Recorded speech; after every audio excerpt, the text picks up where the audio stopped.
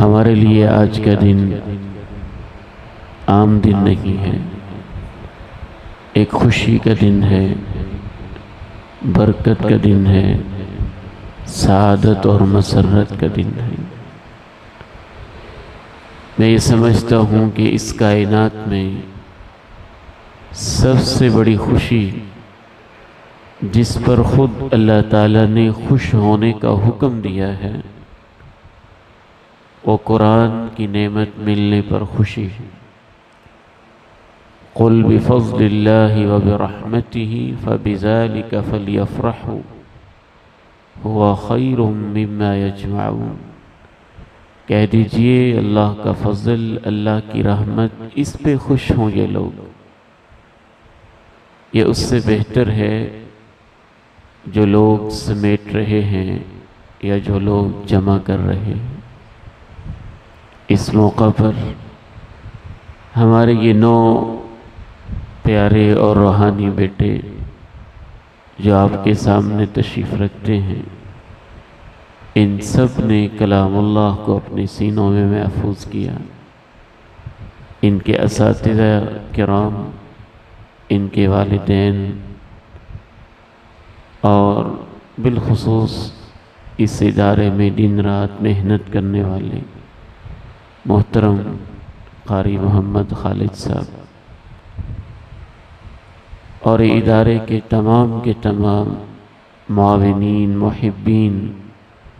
سبھی مبارکباد کے مستحق ہیں کہ اللہ نے آپ کو ایک ایسا عظیم دن دکھایا ہے جس میں 1 نہیں 2 نہیں، اللہ کی توفیق سے 9 بچوں نے تکمیل حفظ قرآن مجید کی سعادت حاصل کی۔ اس موقع پر صرف ایک حوالے سے چند باتیں میں آپ کے ساتھ شیئر کرنا چاہتا ہوں۔ عموماً لوگوں کو یہ شعور، ادراک اور احساس نہیں ہے کہ قرآن مجید کے ساتھ جڑ جانا، اس کے ساتھ وابستہ ہو جانا کتنی بڑی نعمت ہے۔ اس حوالے سے اصل احساس و ادراک اور شعور انسان کو تب ہوگا جب وہ آخرت میں اللہ کے پاس حاضر ہوگا اور اللہ کے پاس پیش ہوگا، تب اندازہ ہوگا کہ قرآن مجید اس کے لیے کتنی بڑی نعمت تھی اور کتنا بڑا اعزاز تھا۔ سب سے پہلا اعزاز ایک حافظ قرآن کو جو نصیب ہوتا ہے وہ اس دنیا کے اندر یہ ملتا ہے کہ جب مصلی رسول کی باری آتی ہے، امامت کی باری آتی ہے اور یہ دیکھا جاتا ہے کہ سب سے آگے کس کو کرنا ہے اور مصلی پہ کس کو کھڑا کرنا ہے، تو دونوں جہانوں کے سردار امام کائنات علیہ السلام نے یہ فیصلہ کر دیا، یؤم القوم اقرؤہم لکتاب اللہ، قوم کی امامت کروانے کا حقدار وہی ہے جو قرآن مجید اللہ کی کتاب کو سب سے زیادہ پڑھنے والا ہے، یعنی سب سے زیادہ اسے یاد کرنے والا ہے۔ اگر ایک پی ایچ ڈی ڈاکٹر موجود ہے، ایک MBBS ڈاکٹر موجود ہے، ایک پروفیسر موجود ہے، اگر ایک MNA MPA بھی موجود ہے اور وہ بھی نمازی ہے، اور دین میں تو سارے ہی نمازی ہوتے ہیں، یہ تو آج ہم نے سوچا ہے کہ شاید MNA MPA نمازی نہیں ہوتے، ہمارے دین میں تو مسلمانوں کا خلیفہ بھی نمازی ہی ہوتا ہے۔ تو یہ سارے لوگ حافظ قرآن کے پیچھے ہوں گے اور ان کی امامت کا حق، آگے بڑھنے کا حق اللہ کے نبی علیہ السلام نے اسے دیا ہے جسے قرآن مجید زیادہ حفظ ہے، زیادہ یاد ہے، اور قرآن مجید کے ساتھ پڑھنے کے حوالے سے اس نے اپنا زیادہ تعلق قائم کیا ہے۔ دوسرا امتیاز ایک حافظ قرآن کا یہ ہوتا ہے کہ حافظ قرآن اپنے گھر سے جب قرآن سیکھنے اور پڑھنے کے لیے نکلتا ہے تو جیسے ہی وہ گھر سے نکلتا ہے، ان الملائکہ لتضع اجنحتها لطالب العلم رضا بما يطلب، تو اللہ کے فرشتے اس کے قدموں کے نیچے اپنے پروں کو بچھا دیتے ہیں۔ ایک تیسرا اعزاز حافظ قرآن کو اللہ نے یہ دیا ہوا ہے کہ دنیا میں جتنے بھی انسان ہیں ان میں سب سے بہترین مصروفیت، سب سے اعلیٰ مصروفیت اور سب سے افضل مصروفیت اس شخص کی ہے جو قرآن سیکھنے اور سکھانے میں لگا ہوا ہے۔ حضرت عثمان ابن عفان رضی اللہ عنہما کہتے ہیں، خیرکم من تعلم القرآن وعلمہ، کہ رسول اللہ صلی اللہ علیہ وسلم نے فرمایا تم میں سب سے بہترین انسان وہ ہے جو قرآن کو سیکھتا ہے اور اس کو سکھاتا ہے۔ اس حدیث کے راویوں میں ابو عبد الرحمن السلمی ہیں، وہ کہتے ہیں ھذا الذی اقعدنی ھذا المقعد، اس حدیث کی وجہ سے میں اس مسجد میں اتنے عرصے سے بیٹھا ہوا ہوں۔ اور روایات کو اکٹھا کیا جائے تو معلوم ہوتا ہے کم و بیش 40 سال تک کوفہ کی جامع مسجد میں ابو عبد الرحمن السلمی قرآن پڑھتے اور پڑھاتے رہے، صرف اس وجہ سے کہ میں ان لوگوں میں شامل ہو جاؤں جن کو اللہ کے پیارے نبی نے سب سے بہترین قرار دیا ہے۔ چوتھی خصوصیت حافظ قرآن کی،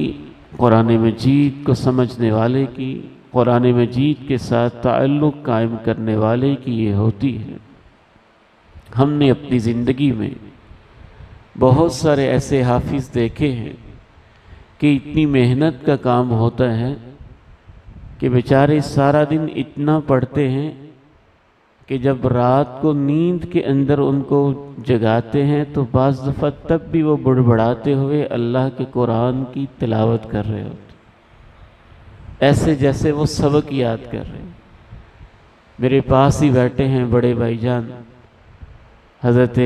محترم حافظ عبید اللہ احسن صاحب حافظہ اللہ، جو ہمارے تمام شعبہ حفظ کے حلقات کے نگران ہیں۔ مجھے ان کے وہ دور یاد ہے کہ جب صبح کے وقت بعض دفعہ والدین کریمین ان کو اٹھاتے تو یہ نیند کے اندر بھی اپنا سبق پڑھ رہے ہوتے تھے۔ تو جس کی زندگی کے اندر یہ حالت ہو کہ قرآن مجید کے ساتھ اس کا تعلق اتنا مضبوط اور مستحکم ہو جائے کہ وہ نیند کے عالم میں بھی بڑبڑاتے ہوئے بھی قرآن مجید پڑھ رہا ہو، مجھے اللہ سے بڑی امید ہے کہ جب وہ ہمیشہ کی نیند میں جا رہا ہوتا ہے، رب کریم سے ملاقات کا عالم ہوتا ہے اور اس دنیا سے جدا ہو رہا ہوتا ہے، تو دنیا کے لوگ پریشان ہوتے ہوں گے کہ آج میں جدا ہو رہا ہوں۔ ہمیں اللہ سے امید ہے کہ حافظ قرآن اس وقت بھی خوش ہوتا ہوگا کہ اللہ آج دنیا سے جاتے ہوئے تیرا قرآن میری زبان پہ جاری ہو جائے۔ انڈونیشیا کے ایک قاری قرآن ہیں، ان کو محفل قراءت کے اندر دعوت دی جاتی ہے کہ آتے ہیں اور قرآن کی تلاوت کرتے ہیں، اور وہ قرآن کی تلاوت شروع کر دیتے۔ تبارک الذی بیدہ الملک وہو علی کل شیء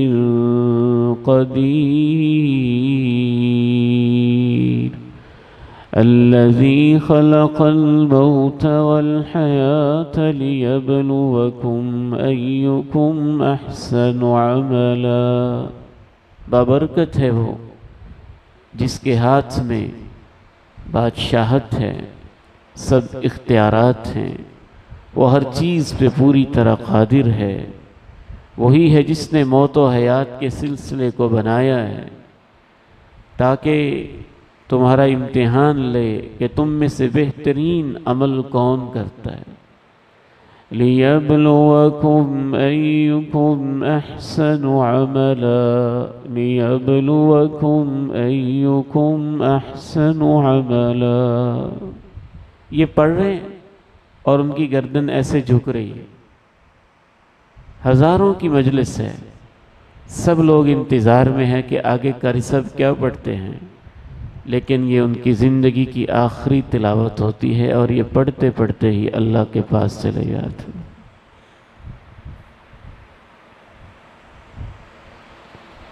وہ منظر تو آپ کو یاد ہی ہوگا، حضرت شیخ قاری عبدالمتین رحمہ اللہ ہزاروں کی اجتماع سے خطاب کر رہے ہیں، قاری قرآن ہیں اور وہ بھی قرآن کی آیات پڑھ رہے ہیں صحابہ کی شان میں اور صحابہ کے مقام میں۔ اسی دوران ان کا آخری وقت آتا ہے اور ان کا آخرت کا سفر شروع ہو جاتا ہے۔ تو ہمیں اللہ سے امید ہے کہ جو پوری زندگی قرآن پڑھتا ہے، قرآن سے دل لگاتا ہے، قرآن مجید سے محبت کرتا ہے، زندگی کے آخری ایام میں بھی اللہ تعالیٰ اس کو قرآن کی محبت نصیب کر دیتا ہے اور قرآن کی تلاوت اسے نصیب کر دیتا ہے۔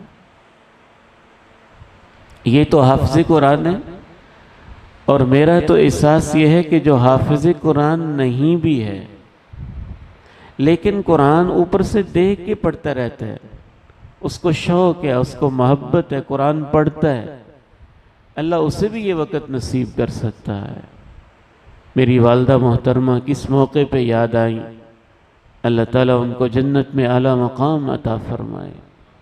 ان کی ہم نے پوری زندگی کی روٹین دیکھی کہ وہ سونے سے پہلے سورہ سجدہ اور سورہ ملک کی تلاوت کرتی تھی، اور جو ان کی زندگی کی آخری رات تھی، ہسپتال میں تھے، ICU میں تھے، اور انہوں نے مجھے کہا کہ وضو کرنے کو جی چاہتا ہے، ان کو وضو کروایا، وضو کرنے کے بعد بیڈ پہ واپس آئے اور وہی مشینیں لگی ہوئی ہیں، عجب کیفیت ہے، یوں ہاتھ اٹھے، میں نے کہا یہ کیا ہے؟ فرمانے لگے کہ بیٹے 2 رکعتیں ہو گئی۔ اس کے بعد میں نے توجہ کی کہ ابھی کیا پڑھتے ہیں، تو جو آخری الفاظ میں نے ان سے سنے وہ سورہ سجدہ کے الفاظ تھے۔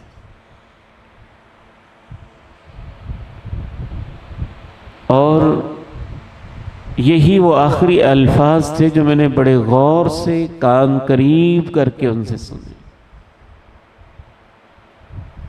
تو عام لوگ جو قرآن سے دل لگا لیں اور قرآن پڑھنے لگیں، ان کے دلوں میں بھی قرآن کی اتنی محبت پیدا ہو سکتی ہے کہ اللہ تعالیٰ ان کی زندگی کا آخری بول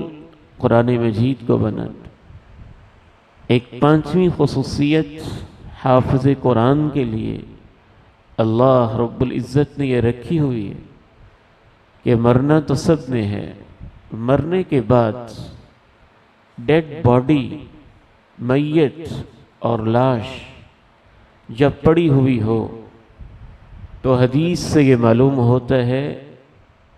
کہ جس طرح سے زندگی میں حافظ قرآن کو مصلی پہ سب سے آگے کھڑا کیا جاتا تھا، اگر اکٹھی میتیں پڑی ہیں اور ان سب کو دفنانا ہے تو سب سے پہلے لحد کے اندر اسے اتارا جائے گا جس کو قرآن مجید زیادہ یاد ہوگا۔ غزوہ احد ہے، شہادت کا موقع ہے، سارے ہی صحابہ ہیں، سارے ہی شہید ہیں، اور آج امام کائنات نے اتنے دکھ دیکھے ہیں کہ اجتماعی طور پہ ان کے دفن کا انتظام کرنے کے لیے بھی مشکل پیش آ رہی ہے اور اجتماعی قبریں بنائی جا رہی ہیں۔ تو صحابہ کرام کہتے ہیں کہ پیغمبر کے صحابہ کی لاشوں اور شہیدوں کی لاشوں کو بھی لحد کے اندر اتارتے ہوئے ہم دیکھتے تھے۔ ایہم اکثر اخذا للقرآن، کہ سب سے زیادہ قرآن کا علم کس کے پاس ہے؟ تو جس کے پاس زیادہ قرآن ہوتا تھا ہم سب سے پہلے اسے اتارتے تھے۔ حالانکہ اب تو وفات پا چکے، لیکن حافظ قرآن کی میت کا بھی یہ اکرام ہے اور اس کی یہ تعظیم ہے۔ ایک چھٹی خصوصیت انشاءاللہ حافظ قرآن کو اللہ تعالیٰ یہ بھی نصیب کرے گا، ہمیں اللہ تعالیٰ سے حسن ظن ہے۔ والد گرامی رحمہ اللہ بڑی محبت سے مجھے سمجھایا کرتے اور لوگوں کو سمجھایا کرتے تھے کہ جب کوئی آدمی فوت ہو جاتا ہے تو کیا کرتے ہیں؟ آپ بھی ذرا بتائیے گا۔ جیبیں خالی کر لیتے ہیں، پھر کیا کرتے ہیں؟ چیک بک قبضے میں لے لیتے ہیں، پھر کیا کرتے ہیں؟ چابیاں بھی ہاتھ میں لے لیتے ہیں، پھر کیا کرتے ہیں؟ کپڑے بھی کینچی سے کاٹ دیتے ہیں۔ اس کے پاس تو کچھ نہیں ہوتا نا، خالی کفن جس کی جیبیں نہیں ہیں وہ اس کو پہنا دیتے۔ چابیاں بھی گئیں، زمین کے کاغذات بھی سنبھالے گئے، چیک بک بھی سنبھالی گئی، جیبیں بھی خالی ہو گئیں، کپڑے بھی کاٹ دیے گئے۔ ابا جی رحمہ اللہ فرماتے تھے کبھی کسی نے یہ بھی کیا ہے کہ اس کے سینے سے قرآن نکال لے؟ قرآن کا مقام ہی اللہ رب العزت نے رکھا ہے کہ وہ حافظ قرآن کے سینے میں، اور دنیا کی کوئی طاقت اس کو نکال نہیں سکتی اور نکالنے کا سوچ بھی نہیں سکتی، یہ اس کے ساتھ ہی جاتا ہے۔ دنیا کی دولت تو ادھر رہ جاتی ہے لیکن قرآن اس کے سینے کے اندر محفوظ ہو جاتا ہے۔ اور ابا جی رحمہ اللہ فرماتے کہ بیٹے جب پھر وہ قبر میں جاتا ہے نا تو قبر میں جانے کے بعد سورج پیچھے رہ گیا، روشنیاں ادھر رہ گئیں، منو مٹی کے نیچے اس کو دفن کر دیا گیا، لیکن قرآن تو اس کے سینے کے اندر ہے، اور قرآن کو اللہ نے نور کہا ہے۔ انشاءاللہ تعالی یہ قرآن حافظ قرآن کے لیے ایک نور اور روشنی بن جاتا ہے، کیونکہ یہ اللہ کا نور ہے، یہ نور ہے، نور ہدایت ہے، نور ایمان ہے، یہ ہے ہی روشنی ہے۔ تو آج تو اس کا نور نظر نہیں آتا، تو وہاں اس کا نور انسان کو دکھائی دے گا۔ تو یہ ایک بہت بڑی فضیلت ہے جو حافظ قرآن کو ایک چھٹی خصوصیت نصیب ہوتی ہے کہ قبر کے اندر اس کا یہ عمل اس کے لیے انشاءاللہ نور بن جاتا ہے۔ بلکہ صرف نور ہی نہیں بنتا، ایک ساتویں خصوصیت یہ بھی نوٹ کر لیجئے، قرآن مجید کی بعض صورتیں ایسی ہیں، یہ صرف حافظ قرآن کے لیے نہیں، یہ عام آدمی کے لیے بھی ہے کہ اگر وہ سورہ ملک کے ساتھ محبت کرتا ہے، سورہ ملک کی تلاوت کرتا ہے، سورہ ملک کو پڑھتا ہے، تو سورہ ملک کے بارے میں ہی المانعہ من عذاب القبر، قبر کے اندر عذاب ہونے بھی لگتا ہے۔ تو قرآن مجید کی ایک سورت ہے جس کی 30 آیتیں ہیں،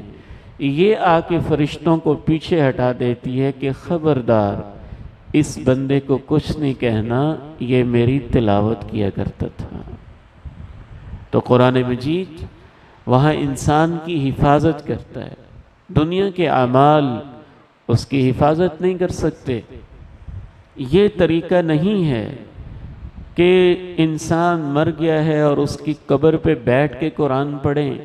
یا اس کی قبر پہ سایہ کریں، یا اس کی قبر پہ دیے روشن کریں، یا اس کی قبر پہ آگ لگائیں، یا اس کی قبر پہ شمع روشن کریں۔ نہیں، عبداللہ بن عمر رضی اللہ تعالی عنہما ایک شخص کو دیکھتے ہیں کہ اس کی قبر کے اوپر گھر والوں نے سایہ کیا ہوا، تو وہ خیمہ پیچھے کر دیا اور کہا یہ کیا بیوقوفی ہے انما یظلہ عملہ، قبر کے اندر سایہ نہیں جا سکتا، قبر کے اندر سایہ جائے گا تو اس کے اعمال کا سایہ جائے گا جو وہ کر کے گیا ہے۔ قبر کے اندر اس کو فائدہ ہوگا تو اس تلاوت کا ہوگا جو وہ کرتا رہا ہے۔ اللہ کے پیارے نبی نے یہ نہیں کہا کہ اس کی قبر پہ بیٹھ کے سورہ ملک کوئی پڑھ رہا ہے تو وہ اس کو عذاب سے بچا لے گی۔ آپ نے یہ بتایا ہے کہ جو سورہ ملک دنیا میں پڑھتا تھا، تو یہ سورہ ملک یہ ایسی صورت ہے قرآن میں موجود ہے، 30 اس کی آیتیں ہیں، المانعہ، یہ اس کو بچا لے گی۔ یعنی اس کا عمل، اس کی تلاوت، اس کی محبت جو قرآن مجید کے ساتھ تھی، یہ اس کی حفاظت کرے گی۔ ایک ساتویں خصوصیت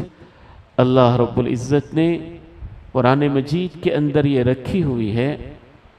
کہ قرآن مجید ایک ایسی عظیم کتاب ہے کہ جیسے ہی قیامت قائم ہوگی سب انسان ایک دوسرے کو بھول جائیں۔ قرآن مجید نے اس کا نقشہ کھینچا ہے، یوم یفر المرء من اخیہ وامہ وابیہ وصاحبتہ وبنیہ لکل امرئ منہم یومئذ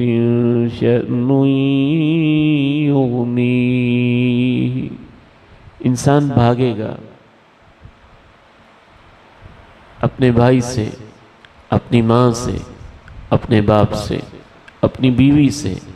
اپنے بیٹوں سے، اپنی اولاد سے، کیونکہ ہر انسان اپنے ہی اندر اپنی ایک خاص حالت کے اندر مصروف ہوگا۔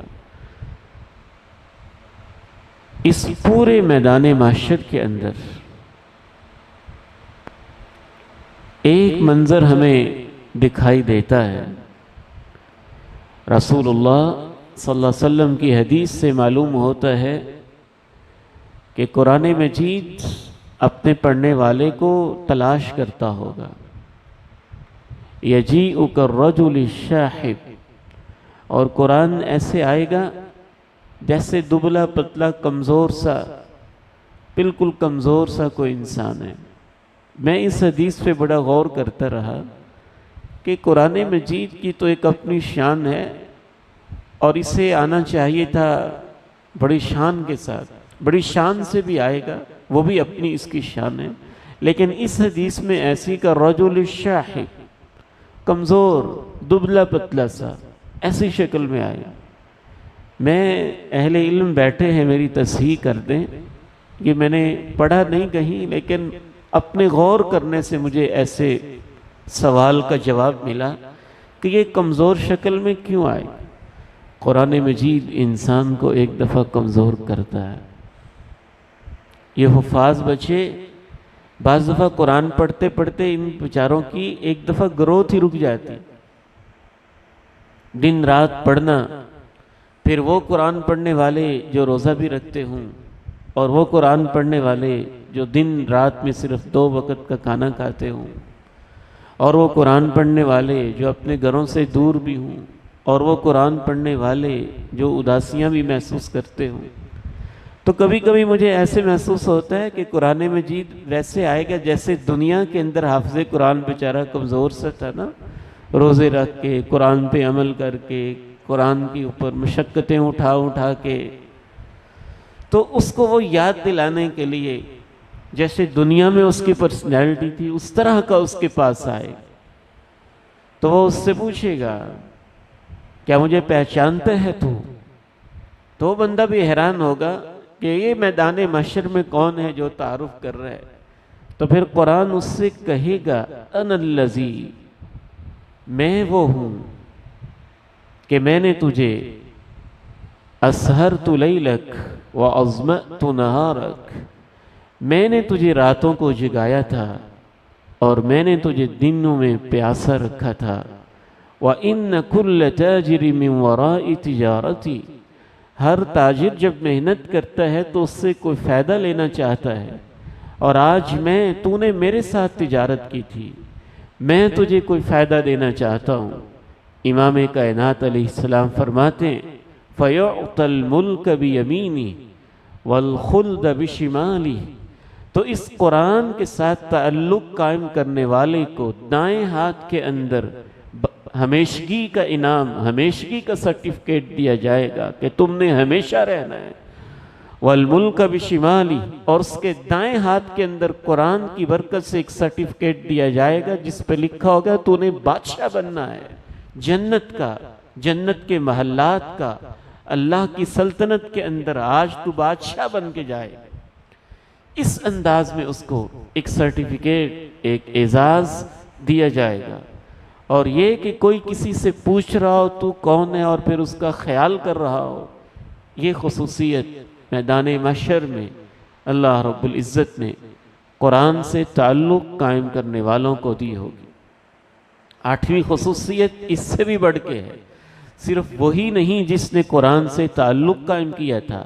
بلکہ جو قرآن کے ساتھ تعلق قائم کرنے کا سبب بنا تھا، ماں باپ۔ ان بچوں کا اپنا فیصلہ تو نہیں ہے، ان کے ماں باپ نے یہ ڈیسیژن لیا ہے، یہ فیصلہ لیا ہے کہ بیٹے میں آپ کو حافظ بنانا چاہتا ہوں، مائیں کہتی ہیں بیٹا میں آپ کو حافظ قرآن دیکھنا چاہتی ہوں، تو انشاءاللہ حافظ قرآن کے والدین کو میدان محشر میں جنت کا وہ تاج پہنایا جائے گا کہ سورج بھی اس کے سامنے کچھ نہیں ہے اور پوری دنیا اس کی قیمت ادا نہیں کر سکتی ہے۔ ایک نویں خصوصیت اللہ رب العزت نے حافظ قرآن کی اور قرآن کے ساتھ تعلق قائم کرنے والے کی اللہ رب العزت نے خاص طور پر بھی یہ رکھی ہوئی ہے کہ کل قیامت کے دن جب کسی کے پاس کوئی لباس نہیں ہوگا اور سب کو اللہ رب العزت برہنہ کر کے اٹھائیں گے، تحشرون یوم القیامہ عراتا غرلا، تمہیں قیامت کے دن ننگے اور برہنہ کر کے ویسے اٹھایا جائے گا جیسے تم ماں کے پیٹ سے بغیر ختنے کے پیدا ہوئے تھے۔ پھر آپ نے یہ آیت پڑھی، کما بدأنا اول خلق نعید، جیسے ہم نے انسان کو پہلے دن پیدا کیا تھا ویسے ہی ہم اس کو اسی حالت میں دوبارہ لے کے آئیں گے۔ تو ماں جی نے پوچھا بھی کہ پھر تو انسان ایک دوسرے کی طرف دیکھتے ہوں گے، فرمایا الامر اشد من ان ينظر بعضهم الى بعض، دوسرے کو دیکھنا تو دور کی بات ہے، انسان کو تو اپنا ہوش نہیں ہوگا۔ تو اس اثناء میں پھر اللہ کی طرف سے لباس تقسیم کیے جائیں گے اور لباس اعمال کے مطابق تقسیم کیے جائیں گے۔ اول من یکسا ابراہیم الخلیل، سب سے پہلے سیدنا ابراہیم الخلیل کو لباس پہنایا جائے گا اور پروٹوکول کے ساتھ لباس دیے جائیں گے، اور ان میں جو لباس تقسیم ہوں گے ایک خاص لباس قرآن سے تعلق والوں کو دیا جائے گا، اور قرآن پڑھنے والے حافظ قرآن کے والدین کو بھی وہ لباس اور جنت کی وہ پوشاک پہنائی جائے گی کہ پوری دنیا اس کی قیمت ادا نہیں کر سکتی ہے۔ ایک نویں خصوصیت قرآن پڑھنے کے اندر اللہ رب العزت نے یہ برکت رکھی ہوئی ہے کہ اگر قرآن سے تعلق قائم کرنے والے لوگوں میں کوئی خطا بھی ہے، غلطی بھی ہے، گناہ ہے، کمی ہے، کوتاہی ہے، ہم انسان ہیں، ہو جاتی، پھر بھی اس تعلق کی یہ برکت ہے کہ کل قیامت کے دن قرآن مجید اس کی شفاعت کرے گا۔ رسول اللہ صلی اللہ علیہ وسلم نے ارشاد فرمایا، الصیام والقرآن یشفعان للعبد یوم القیامہ، خصوصاً رمضان کے روزے اور رمضان کے اندر رات کا پڑھا ہوا قرآن اور تہجد میں پڑھا ہوا قرآن بالخصوص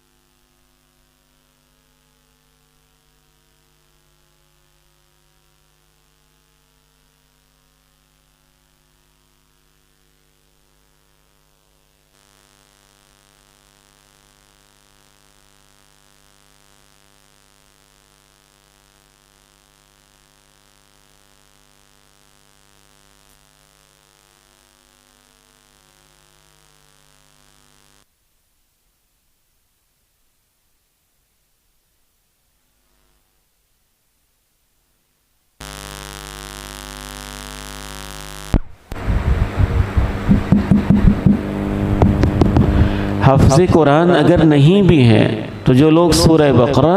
اور سورہ آل عمران، سورہ بقرہ اور سورہ آل عمران اس کو پڑھیں، اس کو سیکھیں، اس کی تلاوت کو اپنا معمول بنا لیں، تو ان کو یہ 10ویں خصوصیت میں وہ بھی شامل ہو جائیں گے۔ حفاظ قراء تو ہے ہی، عام لوگ بھی ان کے ساتھ شامل ہو جائیں گے۔ اقرأوا الزہراوین البقرۃ وآل عمران، قرآن مجید کی دو آب و تاب والی، چمکنے والی دو صورتیں پڑھا کرو، سورہ بقرہ اور آل عمران۔ فإنہما یأتیان یوم القیامہ، یہ دونوں صورتیں قیامت کے دن ایسے آئیں گی کأنہما غمامتان او غیایتان او فرقان من طیر صواف تحاجان عن صاحبہما، جیسے دو بادل ہوتے ہیں اس طرح سے، یا جیسے پرندوں کے جیسے جھنڈ ہوتے ہیں یا اس طرح سے یہ دونوں صورتیں آئیں گی، تحاجان عن صاحبہما، اور اپنے پڑھنے والے کے بارے میں اللہ سے گفتگو کریں گی کہ یا اللہ یہ ہمیں پڑھتا تھا، آج تو اس کو معاف فرما دے۔ آخری ایک دو باتیں عرض کر کے میں آپ سے اجازت چاہتا ہوں۔ قرآن مجید پڑھنے کی تو اللہ نے بہت ہی برکتیں رکھی ہیں۔ قرآن مجید کے پڑھنے کی ایک اللہ رب العزت نے خصوصیت اور برکت یہ بھی رکھی ہوئی ہے، اور یہ 11ویں خصوصیت اپنے پاس آپ لکھیں اسے، کہ اللہ رب العزت نے قرآن کے اندر ایسی برکت رکھی ہوئی ہے کہ جنت میں جانے کے بعد بھی قرآن مجید اپنے پڑھنے والے کے ساتھ بڑی وفا کرے گا اور کمال کی وفا کرے گا۔ اسے کہا جائے گا اقرأ وارتقی ورتل كما كنت ترتل في الدنيا فإن منزلتك عند آخر آية تقرأها او كما قال علیہ الصلاة والسلام۔ قرآن والے سے کہا جائے گا کہ پڑھتا جا اور جنت کی منازل چڑھتا چلا جا، فإن منزلتك عند آخر آية تقرأها، جہاں تو آخری آیت پڑھے گا وہاں اللہ نے جنت میں تیرا مقام رکھا ہوا ہے۔ تو کتنا اونچا اللہ تعالیٰ نے اس کو درجہ دیا ہوگا۔ 12ویں اور آخری بات یہ بھی نوٹ کیجئے کہ قرآن مجید سے تعلق قائم کرنے والے اللہ کے لیے ایسے ہی ہیں جیسے میرے اور آپ کے لیے اپنے گھر کے لوگ ہوتے ہیں۔ دیکھیے اللہ تعالیٰ کے تو کوئی گھر والے نہیں ہیں۔ قل هو اللہ احد اللہ الصمد لم یلد ولم یولد ولم یکن له کفوا احد، لیکن ایک عام انسان کو سمجھانے کے لیے یہ کہا گیا کہ جیسے دنیا کے اندر لوگوں کے گھر والے ہوتے ہیں، میرا تعلق اپنے ہر روحانی بیٹے کے ساتھ ہے، ہر بھائی کے ساتھ ہے، لیکن جس طرح کا ایک تعلق انسان کا اپنے گھر والوں کے ساتھ ہے عام لوگوں کے ساتھ تو بہرحال نہیں ہوتا۔ تو رسول اللہ صلی اللہ علیہ وسلم نے ارشاد فرمایا ان للہ اہلین من الناس، لوگوں میں سے کچھ ایسے لوگ بھی ہوتے ہیں جو اللہ کے لیے ایسے ہی ہوتے ہیں جیسے انسان کے لیے اس کے گھر والے ہوتے ہیں۔ تو صحابہ نے پوچھا کہ وہ کون ہیں؟ فرمایا ہم اہل القرآن، ہم اہل اللہ وخاصتہ، جو قرآن مجید کے ساتھ تعلق کو مضبوط بناتے ہیں یہ اللہ کے خاص لوگ ہوتے ہیں، اور اللہ کے لیے ایسے ہوتے ہیں جیسے گھر والے ہوتے ہیں۔ یہ اللہ والے لوگ ہیں۔ پتہ نہیں ہم کن کو اولیاء اللہ سمجھتے ہیں اور کن کو اللہ والے سمجھتے ہیں، جن کے چہرے پہ مکھیاں بیٹھی ہوں اور جنہوں نے ایک ہفتے سے نماز پڑھی نہ ہو اور ایک مہینے سے چہرہ دھویا نہ ہو اور کبھی مسجد کے قریب نہ آئے، قرآن مجید کا ایک پارہ بھی ایک سورت بھی ان کو یاد نہ ہو، اور پھٹکار اور لانتے ان کے چہرے پہ برس رہی ہوں، اور پرلے درجے کے جھوٹے اور بدکار ہو۔ ہم سمجھتے ہیں بڑی پہنچی ہوئی سرکاریں ہیں۔ امام کائنات علیہ السلام نے جو اولیاء اللہ کی پہچان بتائی ہے کہ اللہ کے جو خاص لوگ ہوتے ہیں ان کی ایک علامت ہے وہ قرآن پڑھتے ہیں۔ میں یہ سمجھتا ہوں ان سے زیادہ خاص کوئی نہیں ہے، جو صبح و شام سارا دن قرآن پڑھتے رہتے ہیں، ان سے خاص کوئی نہیں ہے۔ تو آپ کو دوبارہ میں مبارکباد پیش کرنا چاہوں گا، ان تمام بیٹوں کو جنہوں نے ماشاءاللہ دن رات ایک کر کے قرآن مجید کو یاد کیا، ان کے اساتذہ کرام کو جنہوں نے دن رات ایک کر کے ان کو پڑھایا، خلوص کے ساتھ، محبت کے ساتھ، منتظمین کو، اس ادارے کے لیے جگہ وقف کرنے والے، اس ادارے میں قدم قدم پہ ہمارا ساتھ دینے والے، محبت کرنے والے، اس کی خدمت کرنے والے، نگرانی کرنے والے، سبھی مبارکباد کے مستحق ہیں۔ اور اللہ جانتا ہے کہ کس کا کتنا حصہ ہے۔ مجھے تو ایسا لگتا ہے کہ جو اللہ کی راہ میں تھوڑا سا بھی حصہ ڈالتا ہے کسی بھی طریقے سے، چاہے اس کا یہی حصہ ہے کہ وہ ان کے لیے دعا ہی کرتا ہے کہ اللہ ان بچوں کو کامیاب کر دے،